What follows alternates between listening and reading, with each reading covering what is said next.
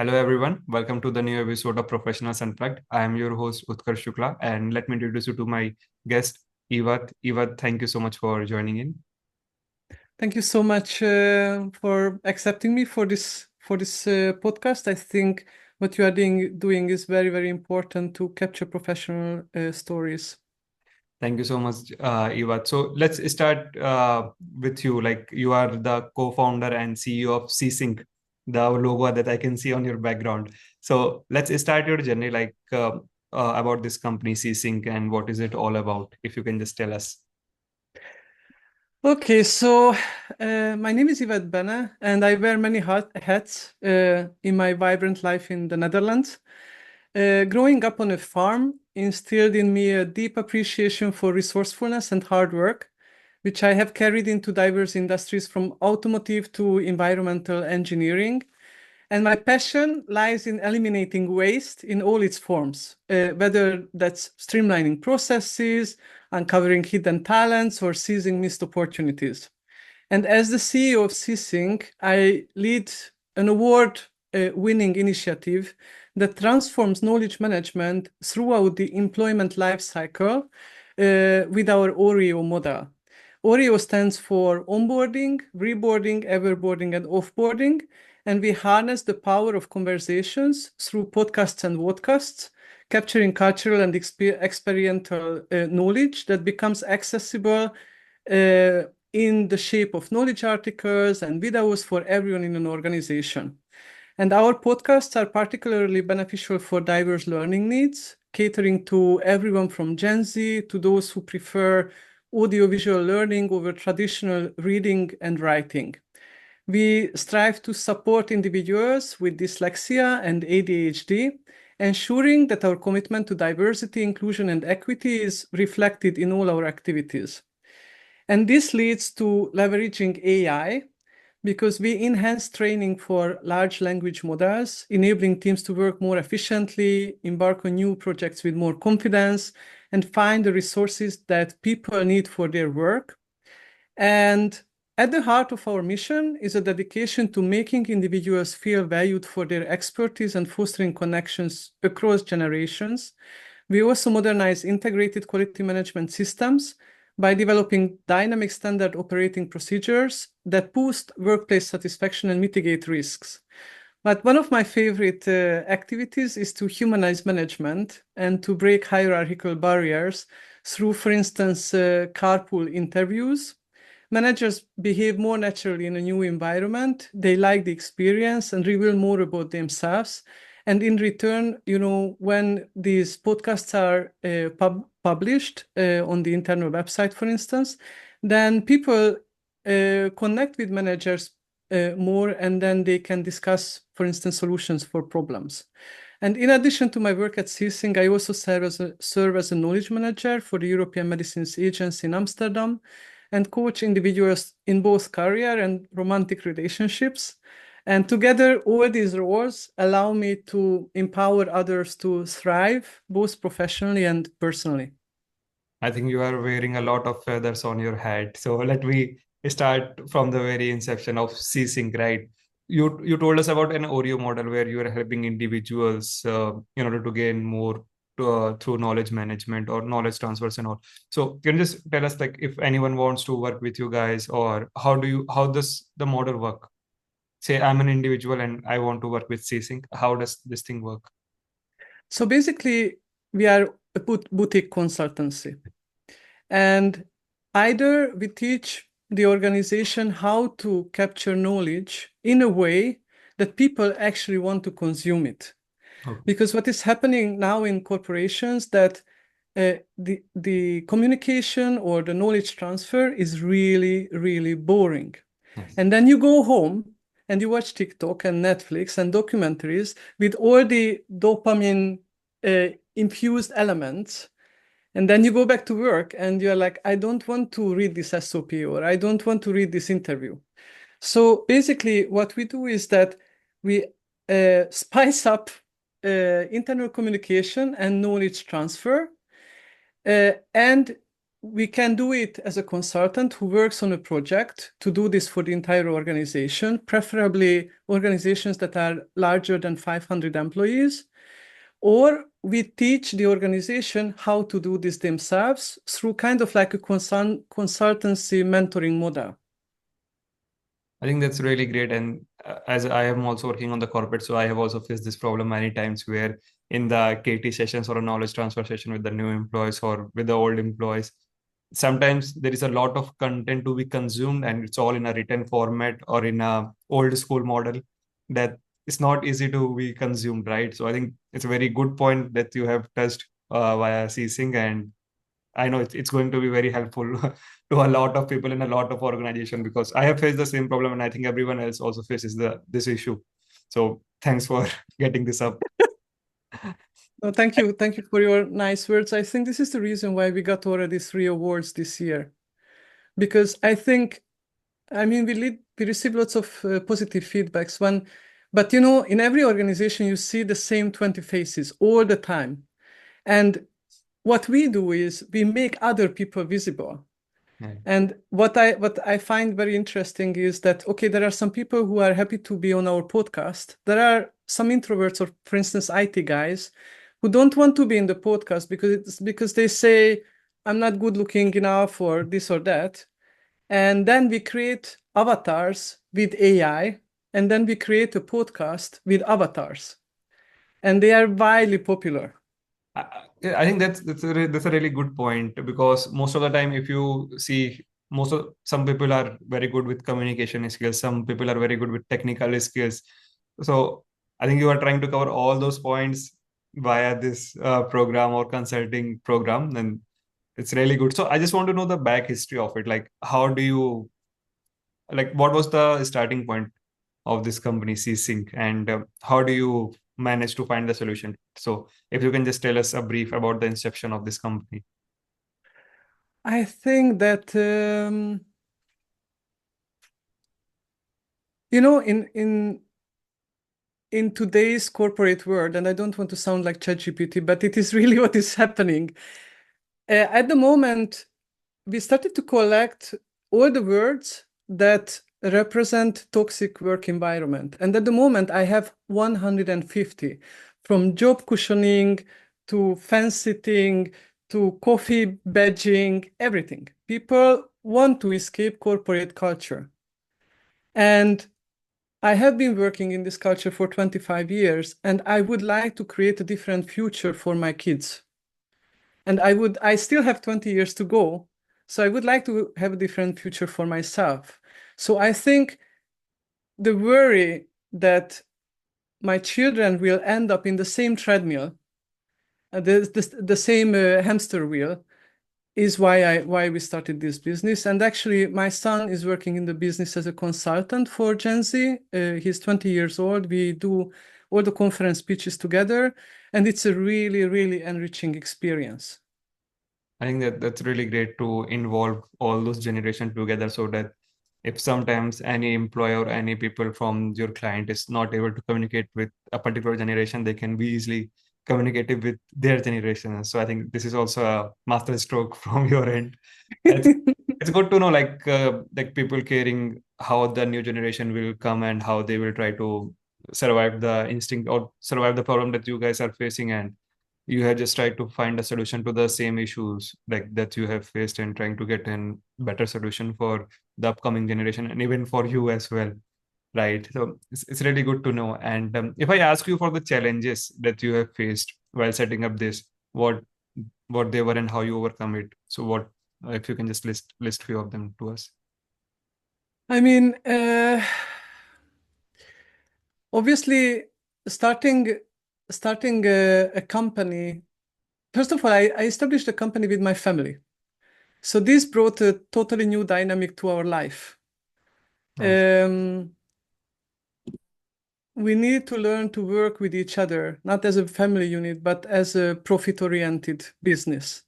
And we had a breakthrough when we actually decided what we want to do with the profit that we are making. And we are in a very fortunate situation where we can actually pick amongst the clients So we engage with companies who actually want to do something good or want to be, corporate, who represent corporate social responsibility in the best terms. And therefore, 50% of our profit goes for charities that help prevent people being homeless. And for me, for us as a family unit, this was really, really important. We want to make an impact, and we would like to be a B Corp in the long run. So this is a challenge because you need to build a structure that is all around ethically right. Yes. I think, yeah, that's really a great point to give back to the charity, and in order to not to just improve the culture that you're working on, but also to help the society to have a better feed, right? And in order to ask you, like, how is the scaling working for this company? Like, how do you guys are scaling up to a new level?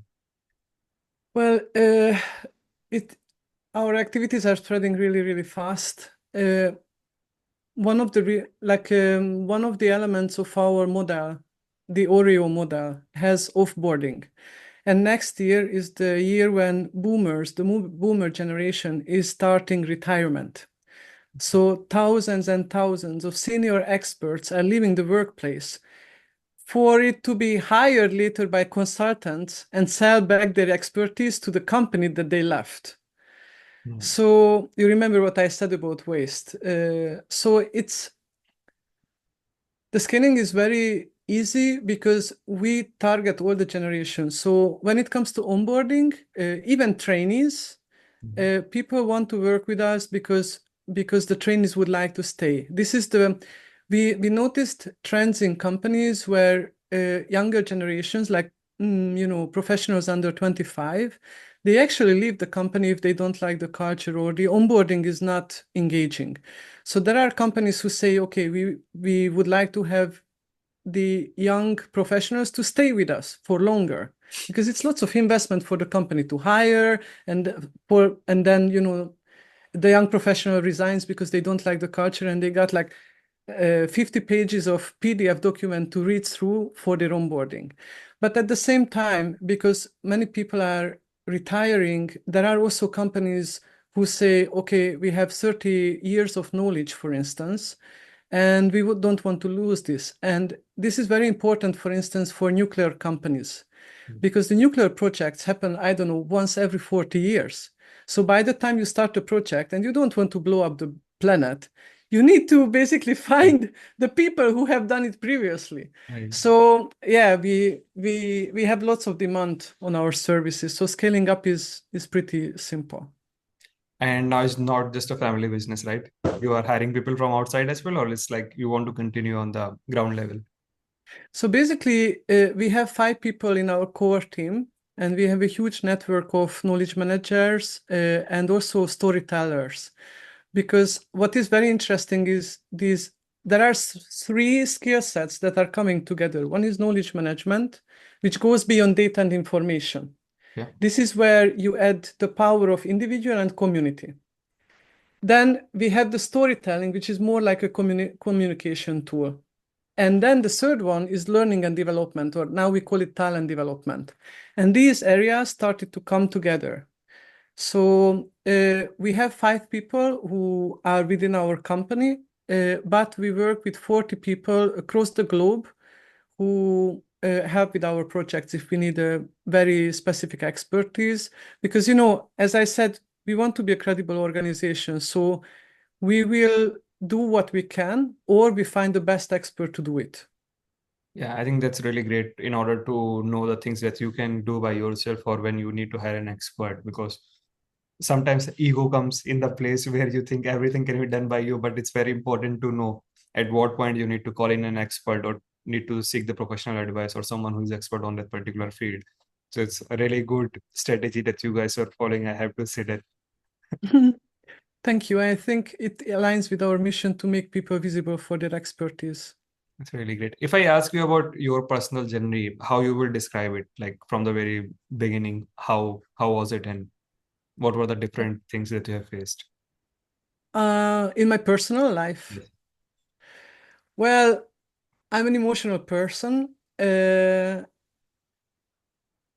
and in business environment, this is not acceptable. So you need to be really, you know, we say professional to the extent of being a robot.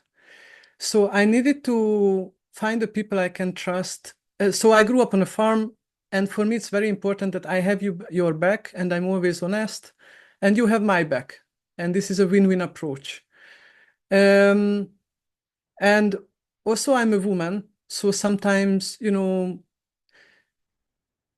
I look like Western European woman, like German or Dutch, Danish. And many times when people think that I'm Western European, they think I'm smarter.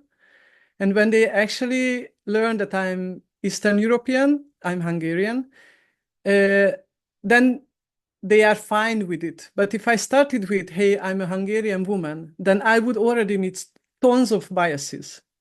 Because in Europe, many times we are considered as bad foreigners. Like, a Dutch is a good foreigner, a Hungarian or Romanian is a bad foreigner. So we also have these differences that many continents don't know about. And what I realized is that I was 22 when I wanted to get married. But at that time I didn't find my husband yet. So I already worked in the car industry, and we used Toyota and Lean Six Sigma and just-in-time technologies. And I thought, why can't I use these project methodologies for my private life? So I set up a project to find my husband, Excel sheets, you know, minimum viable product, maximum value product, everything. And uh, when I found my husband and he met the criteria that I set out, and the dates were very like I found my husband online. So and this was not it's this was 25 years ago. We needed to send pictures via post. Yeah. So then I realized, hey, actually business tools are really, really useful for your private life too. So since then, I use many, many business tools for my private life when I need to resolve a problem. But because I'm also emotional, I set aside 2, 3 hours when I let myself to be sad or angry. I cry or laugh or, swear. I'm Hungarian. But then I sit down and I use an agile project or I use a, waste management technique or whatever to help my problem. I think that's really great in order to have an intersection between personal and professional life and using the best of both the things in both the lives. So Exactly. it's really good to know that part. And if I ask you what is the aim right now, what it will be from your end, aim or goal, you can say. My dream is to unite people. Okay. Uh, so I think that many times media communication politics, they just create differences between people, men versus women, transgenders, Gen Z versus boomers, um, Asians against Europeans, etc., etc. I think the globe is so small Mm. that we should act as a community and help each other to resolve wars and conflicts and create peace and harmony. I live in a harmonious, peaceful environment. I consider myself a rich person, and I'm extremely happy in my marriage and with my children and with my profession, and I want this for everybody. So beyond creating corporate culture for my clients, which is not only about, just being hippie in corporate culture, but also delivering results like capacity and capability development, I would like to use the profit for these charities, and I would like to create my own uh, as well to help people. I think this just doesn't stop me. Like there are no dull moments in my life. So that's the dream. I think that's a very social dream that you just shared with us that can help everyone around you and everyone around the globe. And I totally agree with your point where you just mentioned like there are a lot of discrimination that happens on the basis of your looks or the place you belong or what your gender, right? So it's very important to overcome those things, and I think that's how we do it via podcast like this channel, interview people from all over the world, and you told us like how you are trying to help via charity. So I think every one of us need to add a bit to this world in order to make it a better place for living and to get the best from everyone, from whosoever wants to contribute in order for a well-being. So I think it's a great point to end this podcast as well. I think you shared a great stories with us, and thank you so much, Ivett, for sharing. I know your name is pretty difficult to pronounce because at the starting I just asked Ivett how to pronounce it because I was pronouncing it as Ivett, but it's not Ivett, right? So it's better to know the name as well.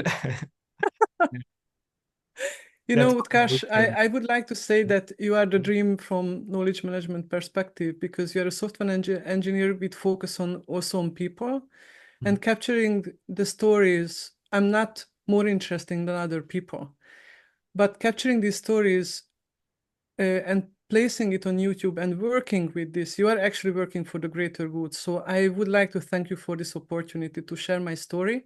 And I would like to wish you an amazing success in whatever you do in life. Thank you so much, Ivett. I wish you the same. Hope to stay connected, and thank you so much. Thank you. Have a lovely afternoon. Bye bye.